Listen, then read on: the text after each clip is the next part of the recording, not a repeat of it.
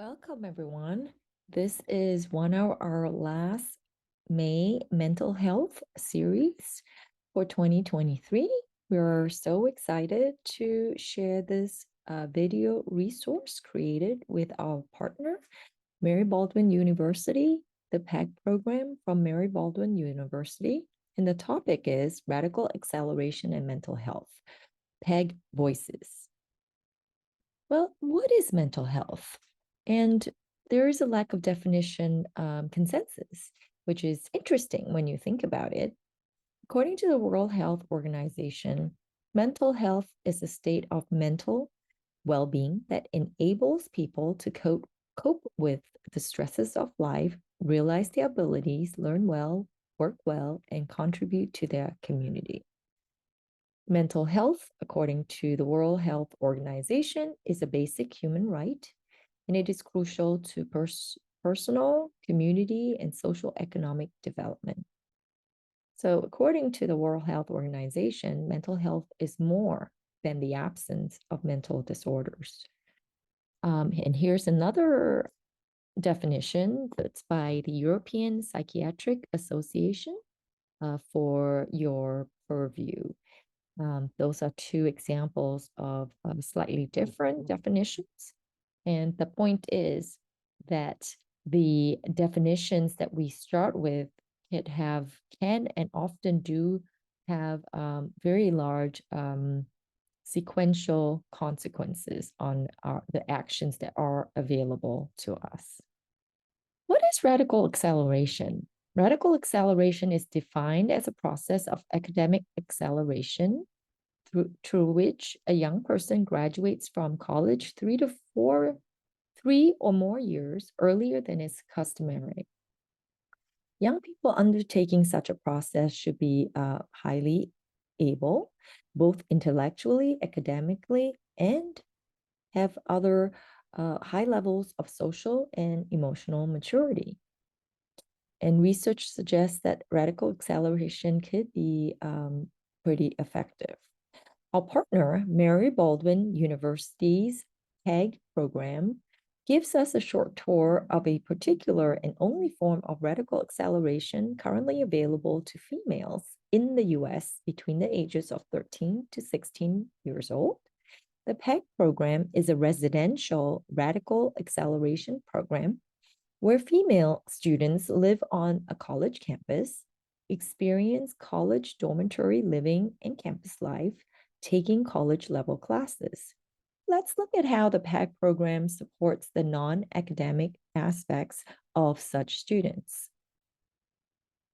Hi, I'm Carla Van Dievender. I am the director of the Program for the Exceptionally Gifted, or the PEG program at Mary Baldwin University.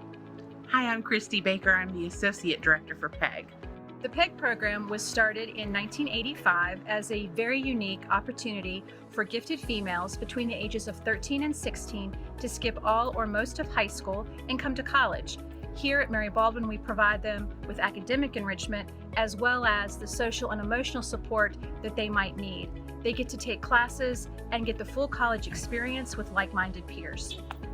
We'd love to take you on a tour of Tyson Hall, where the PEG Center is housed, so come along. Hi everyone, my name's Lauren. I'm an environmental biology junior here at the PEG program, and let's go on a tour of Tyson Hall. So I'm going to take you right over here to our music room, which is a great study environment and a great place to practice musical instruments if you have any. We have a piano that's here for all students, and then we have other musical instruments as well. You can come here to study, hang out with friends, or play your instrument. Each year, all of the freshmen get to take a photo right as they walk in on orientation week. Here are all of our photos. This is little tiny Lauren. Every year, we haven't updated it yet, but look forward to getting your picture taken. This is our main office. We have 24-hour staffing where we have a daytime staff and a nighttime staff.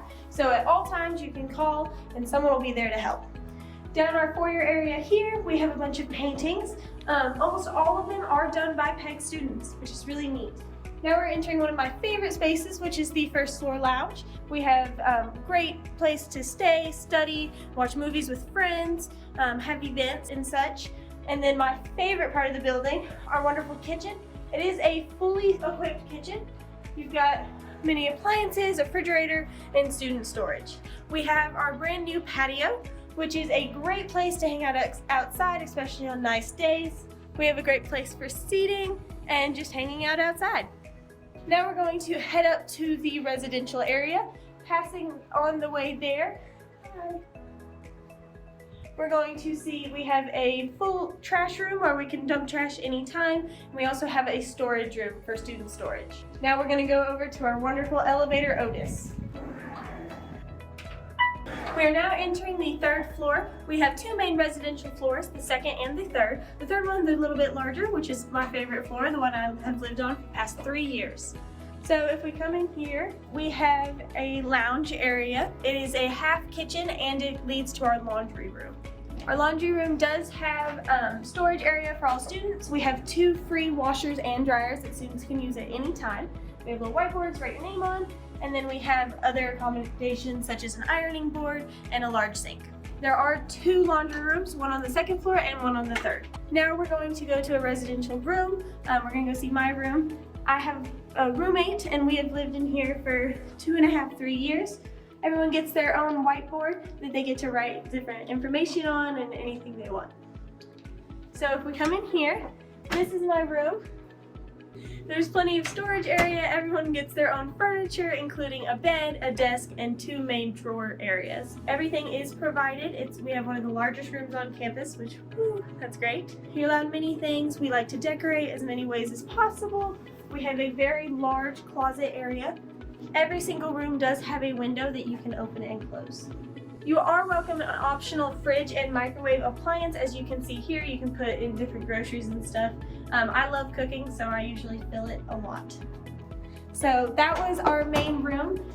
The PEG Center is equipped with many things. We talked about the day and night staff, which is a wonderful accommodation. We also have PEG events, as well as PEGlet groups, which are like little groups of everyone throughout the dorm. You get matched with an RA and a couple other students where you get to go through engaging events, and they pretty much just check up on you to make sure you're doing good. On every floor, we usually have one of these very large bulletin boards where we can post mental health tips and events, which is super important. This is one of our RAs. There are 3 RAs on this floor, and you can check in with them almost any time. Almost every single one of them have a sign to tell you where they are. Now we're going to the end of the third floor. We're going to pass one of 2 bathrooms on this floor. There are 2 other bathrooms on the bottom floors. Here's another one of our RAs. As you can see, they're everywhere. It's super helpful. So now we're entering the back cave, which is like the entrance to the rest of the dorm. So you've got a nice little sitting area here, and then it leads to the rest of campus. Thank you for coming on a tour of Tyson Hall. If you want to learn more information, go to marybaldwin.edu.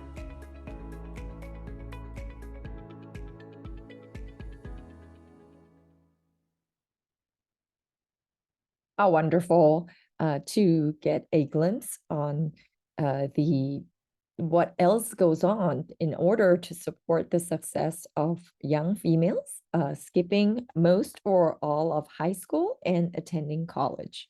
Next, we will hear from the voices of PEG students. Carla, who is the director of the PEG program, will give us a little intro, and then she will share directly for all of us what PEG students think would support their mental health and to allow them to be successful during this endeavor. Hi, I'm Carla Van Devender. I'm the director of the program for the Exceptionally Gifted, or the PEG program, at Mary Baldwin University in Stanton, Virginia. As you may know, May is Mental Health Awareness Month. And to help highlight this very important topic, I have been asked to share some of the strategies that our PEG students use to help support their mental health. So I know there's lots of philosophers and experts and scientists and doctors out there that have lots of really good ideas and strategies, but I decided rather than share some of that, why don't I just go to the students themselves and ask them what are they doing that helps them get the support that they need so that they can be successful. Hi, I'm Carla Van Devender. I'm the director of. Because we're largely a residential program with a dorm where students stay, it's really important for the students, they said, to remain in close contact with their friends and family back home, whether that's phone calls or FaceTime or visits. They find that that really provides them with a lot of support for their mental health. They also feel like having a schedule and sticking to it is really beneficial to them. As college students, one day is very different from the next, and so it helps them to remember due dates and feel less stressed, less anxiety if they have some sort of a schedule, a calendar of upcoming due dates and events, and then try to stick to it. The other thing that they have talked about as being really beneficial to them is having regular counseling, or whenever it's needed, having somebody that they trust that they can go to talk through their feelings, to get reminders on strategies that might help them. And we do provide those services here on campus and in our dorm. They also mention finding the perfect study space. You know, you can't just study and focus anywhere. And so they have made it a point to find the place that's the best for them. They also understand that it's really important to eat well, to stay hydrated and drink plenty of water, to get plenty of rest. Those all they recognize are very important things to helping them be their best every day. Well, thank you for joining us for the start of this really important conversation as part of SENG's May Mental Health Awareness Month. We will be continuing this conversation on radically accelerated female students at our July SENG conference that is live, hosted by Villanova University, July 21st to 23rd. If you are unable to join us, you can also purchase a virtual ticket to view a recording of this panel discussion. We will also continue with more strategies that the PAG program utilizes in our upcoming September's series on SENG's Resilience and Wellbeing Month.